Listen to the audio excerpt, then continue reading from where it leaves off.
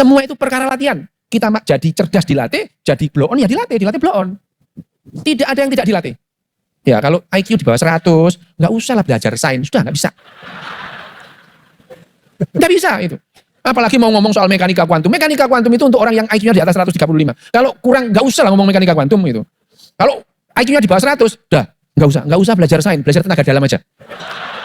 Ini adalah empirisme. Empirisme itu adalah kita dilatih untuk menghayal, berimajinasi tentang hal-hal yang mungkin terjadi. Loh sementara kita itu kan dilatih untuk menghayal hal-hal yang tidak mungkin. Sifatnya Superman ada berapa? Oh ya itu ada. Sifatnya ada 13 Superman itu gitu misalnya gitu ya. Yuk kita ngarang Superman itu bisa melihat itu. Keluar matanya mengeluarkan sinar yang bisa menembus kayak laser gitu. Karena kita sering diajari orang itu sakti, matanya itu memancarkan cahaya. Mata itu nggak memancarkan cahaya, dia memantulkan gitu. Ya. Jadi kita itu dirangsang untuk menghayal yang enggak gitu. Sementara kalau ditanya di neraka besok ada apa? Neraka itu macam-macam gitu.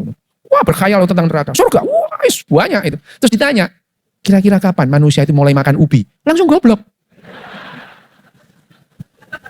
Tidak dilatih untuk menghayalkan atau berimajinasi tentang hal-hal yang mungkin itu. Nah, kalau kita dilatih untuk berimajinasi tentang hal-hal yang mungkin, kira-kira gini loh. Dulu ada kebakaran hutan, terus kemudian, ubinya kebakar, kok enak dimakan? Loh, kalau gitu ubi ini kalau dimakan, ini yang mungkin itu. Ya, meskipun ini skenario ini bisa salah, tapi ini mungkin terjadi itu. Kapan orang makan ubi? Nah, ini waktu dia datang, penunggu pohon ini bawa ubi panggang. Nah, ini repot. Dia memerintahkan, anak cucuku, kalau kamu makan ubi ini, lah repot. Ini hal-hal yang tidak mungkin, tapi ini lebih gampang dinikmati, lebih gampang dipercaya, dan ini membuat yang namanya hubungan sosial itu jadi lebih kuat. Karena manusia itu pada akhirnya percaya kepada orang yang dianggap punya otoritas. Yang namanya tadi truth, yang didasarkan otoritas, authority based truth.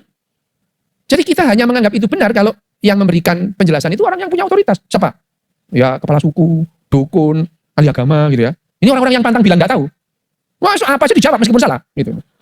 Ya, apa sapasnya wawalam dijawab itu. Tetap pokoknya dia tuh sulit bilang nggak tahu itu. Padahal nggak tahu itu nggak salah gitu.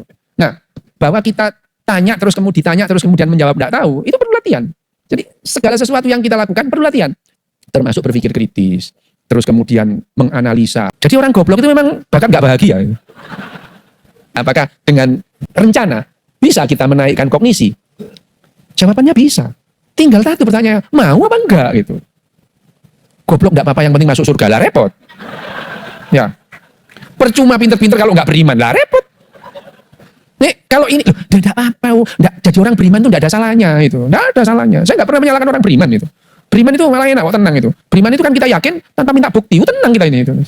Ya buktinya apa? Nggak punya bukti, ngayal, ya babah gitu, tenang aja itu. Tapi ya tidak lantas terus itu dipakai ukuran dibandingkan dengan kecerdasan, kekayaan gitu. Ya, untuk apa kaya kalau tidak beriman? Loh, emangnya nggak bisa apa kaya dan beriman? Sama, milih mana kamu?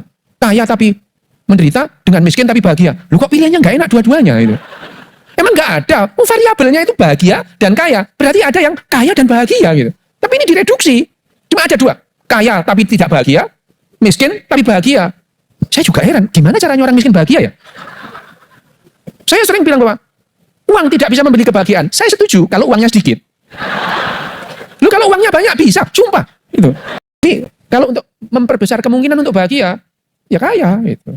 Ya meskipun kaya tidak menjamin kebahagiaan, tapi kaya itu lebih berpotensi bahagia ketimbang miskin. Sumpah.